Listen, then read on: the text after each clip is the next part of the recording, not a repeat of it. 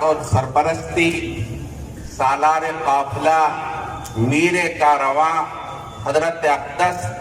حضرت مفتی ابو القاسم صاحب نعمانی دامت برکاتہم العالیہ محتمم دارالعلوم دیوبند فرما رہے ہیں، اور مخلص خادم اور مخلص منتظم حضرت اقدس مولانا عبد الخالق صاحب مدراسی نائب محتمم دارالعلوم دیوبند نگرانی فرما رہے ہیں۔ حضرات، آج کا یہ تاریخی دن اور اہم دن یوم آزادی کے موقع پر ہم سب کے سب دارالعلوم دیوبند کے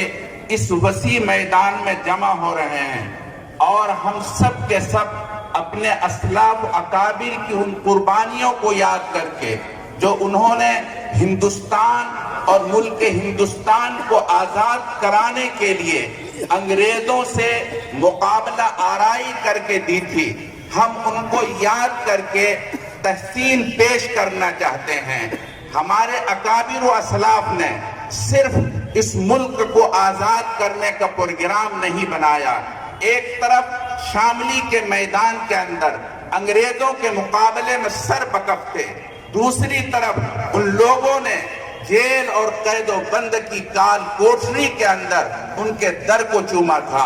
آپ کو یاد ہوگا ہندوستان کی آزادی کے لیے حضرت شیخ الہند مولانا محمود الحسن دیوبندی رحمت اللہ علیہ نے ہر طرح کی قربانی دی ہے، اپنی جان کو داؤ پر لگایا ہے، اور ملک کے چپے چپے کے اندر جا کر یہ اعلان کیا ہے ہم اس وقت تک خاموش نہیں بیٹھیں گے۔ دارالعلوم دیوبند کے اکابر نے ہر طرح قربانی دے کر ہندوستان سے انگریزوں کو نکلنے پر مجبور کیا تھا۔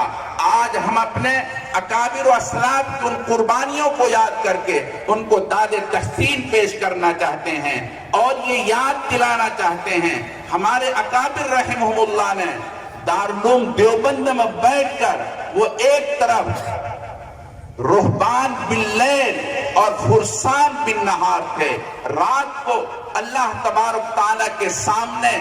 گریہ زاری کر کے اللہ تبارک و تعالیٰ کے سامنے انگریزوں کو نکلنے کی سبیل کی درخواست کر رہے تھے، دوسری طرف دن کے اندر گھوڑے پر سوار ہو کر ہندوستان سے انگریزوں کو نکلنے پر مجبور کر رہے تھے۔ آج مختصر یہ ہے کہ ہم اپنے ان اکابر و اسلاف کی قربانیوں کو یاد کرنے کے لیے یہاں پر جمع ہیں۔ حضرت شیخ الہند مولانا محمود الحسن دیوبندی رحمت اللہ علیہ نے یہ واضح طور پر اعلان کیا تھا کہ ہمارا دارالعلوم صرف تعلیم و تعلم کا مرکز نہیں ہے، بلکہ دارالعلوم دیوبند ایک تحریک ہے جس کے اندر ساری چیزیں جمع ہیں۔ ایک طرف انہوں نے دارالعلوم دیوبند کے اندر سپہ گری کی ٹریننگ دینے کی کوشش کی تھی تاکہ یہاں سے ایسے طلبہ ایسے علماء جنم لیں جن کے اندر حریت کی پوری چیزیں موجود ہو۔ الحمدللہ دارالعلوم دیوبند کے فرزندوں کے اندر یہ ساری چیزیں جمع ہوئی۔ آپ کو تاریخی طور پر یہ یاد بھی دلانا چاہتا ہوں، جب حضرت شیخ الاسلام مولانا حسین احمد مدنی رحمت اللہ علیہ کو جیل میں ڈال دیا گیا، انگریزوں نے گرفتار کر لیا، اس وقت دارالعلوم دیوبند کے طلباء نے اکابر دارالعلوم سے درخواست کی تھی کہ آپ ہمیں سالانہ امتحان کا موقع تھا، انہوں نے یہ کہا کہ آپ ہمیں چھٹی دے دیں تاکہ ہم